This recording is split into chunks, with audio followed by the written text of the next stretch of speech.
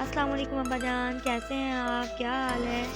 ابا جان، کیا آج آپ مجھے ایک کہانی سنا سکتے ہیں شیر اور خرگوش کے بارے میں؟ وعلیکم السلام بیٹا، ٹھیک، کیا بات ہے؟ تمہیں آج کہانی سننی ہے؟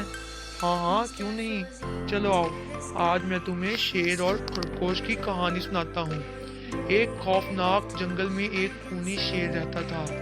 وہ سارے جنگل کا بادشاہ تھا، لیکن اس میں بادشاہ والی عادت نہ تھی۔ ہر دن بے رحمی سے جنگل کے جانوروں کو کھا جایا کرتا تھا۔ شیر کے خوف سے جنگل کے جانور چھپ جایا کرتے تھے اور خود اپنی بھوک وہ پیاس کو مار کر سخت مشکلات سے دوچار ہونے لگے تھے۔ اس طرح کچھ دن بعد جنگل کے تمام جانور ایک مقام پر جمع ہوئے اور شیر کے شر سے محفوظ رہنے کے لیے سب مل کر رائے مشورہ کرنے لگے۔ سب نے اپنی بات رکھی اور آخر میں ایک گدڑ نے کہا، میرا خیال ہے کہ ہم روز شیر کے ہاتھوں مرنے کی بجائے ہم خود ایک ایک کر کے شیر کے پاس چلے جائیں۔ اس طرح روزانہ شیر کسی ایک کو کھا لے گا اور ہم سب اپنی اپنی باری سے چلے جائیں گے اور بلا خوف اور ڈر سکون سے زندگی گزاریں گے۔ گدڑ کے مشورے پہ تمام جانور رضامند ہو گئے۔ ایک بندر نے کہا، ٹھیک ہے، تمہاری بات بالکل درست ہے۔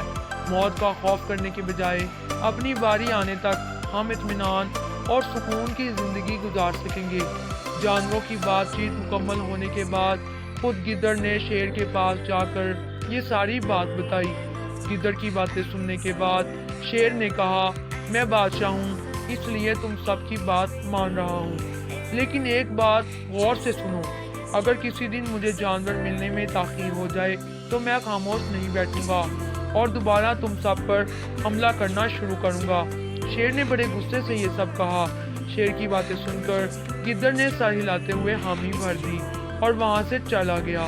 اس دن کے بعد ایک ایک جانور بلا ناگہ اپنی اپنی باری کے مطابق شیر کے پاس جانے لگی اور شیر سکون سے اپنے پاس آنے والے جانوروں کو مار کر اپنی بھوک مٹانے لگا۔ یہ معاملہ ایسے ہی چل رہا تھا اور ایک دن شیر کے پاس جانے کی باری ایک خرگوش کی آئی۔ وہ خرگوش بہت ہی ہوشیار تھا، اسے شیر کے پاس جانا منظور نہیں تھا اور اس نے اپنے ساتھی جانوروں کو بے رحمی سے مارنے والے شیر کو سبق سکھانے کی ٹھان لی اور ایک اچھی تدبیر نکال کر آہستہ آہستہ شیر کی گفا کے پاس پہنچ گیا۔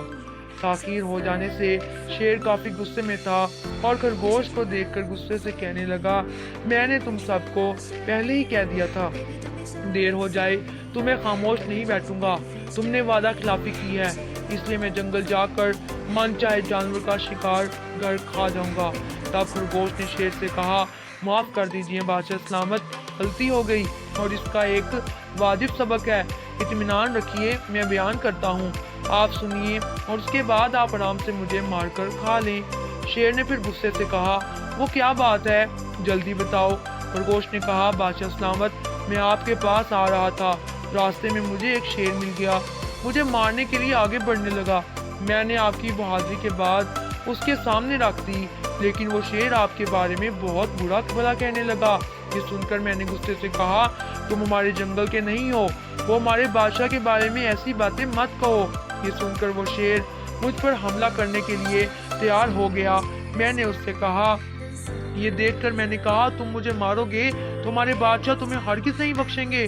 تب اس شیر نے کہا، تمہارے بادشاہ میرا کیا کر لیں گے، میں نے کئی ہاتھیوں کو اپنے پنجے سے مار گرایا ہے، تمہارا بادشاہ میرے آگے کیا چیز ہے، تمہارا بادشاہ ہو یا کوئی اور ہو، میرے ہاتھوں بچ نہیں سکتا، میرے سامنے کوئی ٹک نہیں سکتا، میں اسے ختم کروں گا۔ یہ سب بدتمیزی کرنے لگا۔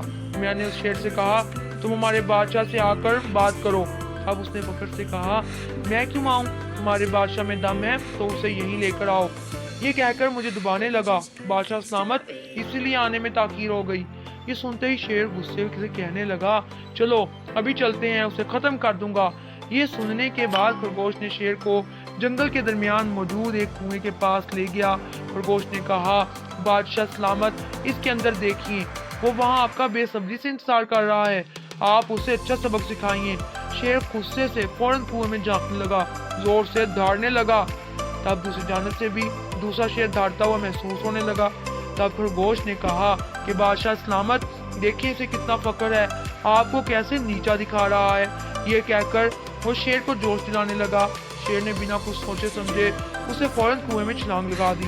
کنویں میں کوئی نہیں تھا۔ شیر پانی میں ہاتھ پیر مارتا رہا، کنویں سے نکل نہیں پایا اور کنویں میں ہی اس نے دم توڑ دیا۔ خرگوش نے اپنی عقل مندی سے نہ صرف اپنی حفاظت کر لی بلکہ تمام جانوروں کو شیر کے خوف سے نجات دلائی۔ تو پیارے دوستو، سبق عقل کا استعمال کرتے ہوئے ہمیں اپنے آپ کو بچانا چاہیے۔ بازوؤں کے زور سے دماغ کی طاقت زیادہ ہوتی ہے۔